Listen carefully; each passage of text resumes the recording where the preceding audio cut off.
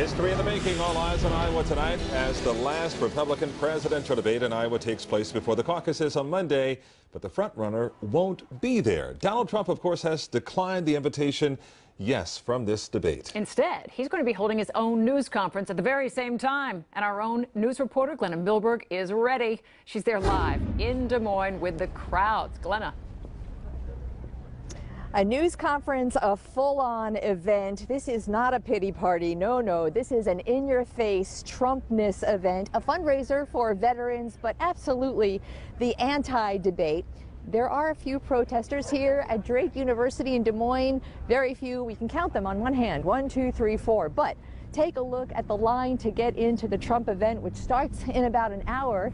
It is already around the block. The doors haven't even opened yet, and all the supporters you see here are ready to take on the night.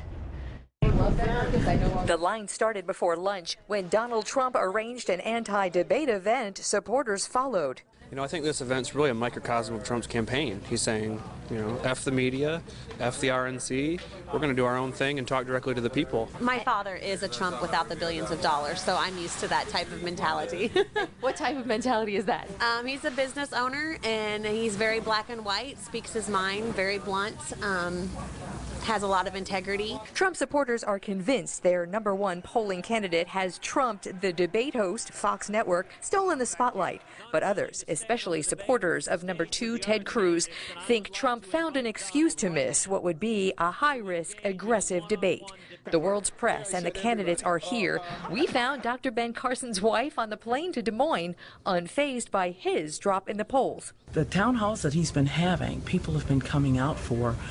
Usually it's twice as many people.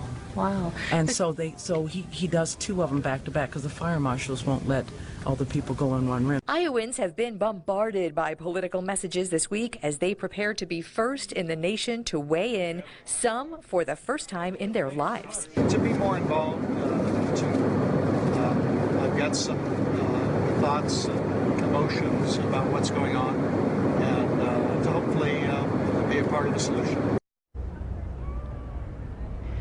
So I couldn't resist that interview on the plane. Apologies for the audio, but here's someone so excited to be part of the caucus for the first time in his life and really make a difference. Just like all of these people that you see here at the Trump event, they're here because they feel like they are making a difference. 2 candidates will be here. Former Senator from Pennsylvania, Rick Santorum, and former Arkansas Governor Mike Huckabee are both in the pre-debate, the undercard debate. They'll do that. Mike Huckabee asked for a spot in the big debate tonight to take the space that Donald Trump left, but the organizers declined, and so he said, hey, I'm going to show up here. Is this an endorsement for Donald Trump from these 2 candidates? At least Mike Huckabee has told CNN, no, not an endorsement. It's just we're going to come and listen and see what he has to say. So apologies that my lips are frozen over and I can hardly talk. Des Moines, Iowa is a very cold place, but a hot time tonight. So Rick, Lori, we'll send it back to you. And all those people are waiting in the cold. It's amazing. Yeah, absolutely. Yes, it's a big debate. They're waiting in the cold, and they don't really seem to be bothered by it at all. That's the beauty of it. Just a South Florida girl, huh?